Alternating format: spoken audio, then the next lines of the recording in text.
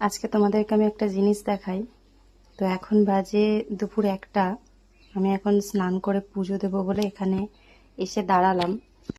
যেহেতু আমাদের ঠাকুর তাকে আছে, তো আমাকে দাঁড়িয়েই পুজোটা করতে হয়। তো আমি এখনো পুজো শুরু করিনি, সবে দিয়াটা জ্বালিয়েছি। এবার ফুল টুল দিয়ে ঠাকুর এই জায়গাটা সাজাবো, তারপরে ধূপকাঠি দেখাবো, তারপরে ঠাকুরকে খেতে দেব।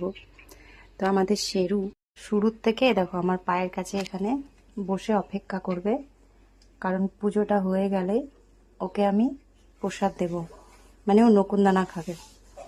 ও সেই যে একদিন খেয়েছে এখানে বসে, তারপর থেকে ও জানে যখনই সন্ধে দিই বা পুজো দিই ও কিন্তু প্রসাদ পাবে। আর প্রত্যেক দিন পুজোর পরে কম বেশি এখানে কিন্তু নকুনদানা রেখে দিই, যাতে ওকে সন্ধ্যের দিকটায় দিতে পারি, কারণ সন্ধেবেলা তো আমরা ঠাকুরকে খেতে দিই না। তো এই যে অপেক্ষা করতে করতে দাঁড়িয়ে পড়েছে। তো এখানে আমার পুজো হয়ে গেছে, এখন আমি ওকে প্রসাদ দেব। তো অনেকক্ষণ ধরে অপেক্ষা করছে প্রসাদের জন্য।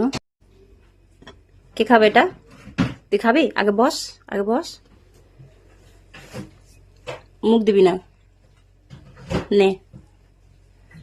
দেখো খাবে বাবা, দেওয়ার সাথে সাথে শেষ। একটা শেষ হলো, যে আরেকটাও শেষ। ভালো ভালো খেতে আর নেই তো, ব্যাস এইটুকুই ঠিক আছে।